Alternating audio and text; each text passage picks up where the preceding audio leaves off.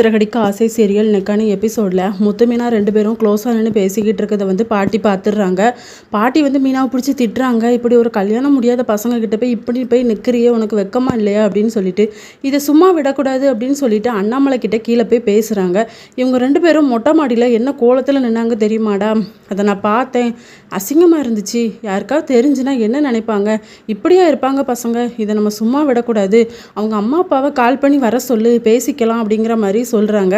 இல்லை பாட்டி, இப்போதைக்கு வேண்டாம் அப்படின்னு சொல்லும்போது, மீனா நீ உன்னை லவ் பண்ணுறல, அப்போ நீங்கள் சீக்கிரமே கல்யாணம் பண்ணிக்கணும் அப்படிங்கிற மாதிரி சொல்லிடுறாங்க.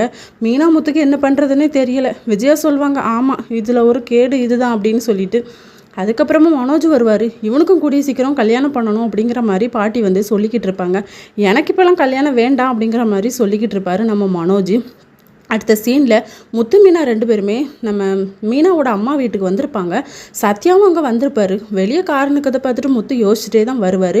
மாமா வீட்டில் உள்ளது அப்படின்னு சொல்லிட்டு கையில் ப்ரேஸ்லெட்டு, மோதிரம், கழுத்தில் செயின் எல்லாமே போட்டிருப்பாரு. அம்மா இனிமேல் என்னால் இங்கே அடிக்கடி வர முடியாது, வேலை அதிகமாக இருக்கிறதுனால நான் ரேகா வீட்டில் இருந்தே கிளம்பி போய்க்கிறேம்மா, வேலை இல்லைன்னு வச்சுக்கோ இங்கே வரேன் அப்படின்னு சொல்லிட்டு, நீயும் அடிக்கடி வந்துட்டு போடா அப்படிங்கிற மாதிரி அவங்க அம்மா வந்து ஃபீல் பண்ணி சொல்லுவாங்க. சரிம்மா வேலை இல்லைன்னா வரேன் என்ன அப்படின்னு சொல்லி. இதோட நெக்கான எபிசோட் முடியுது.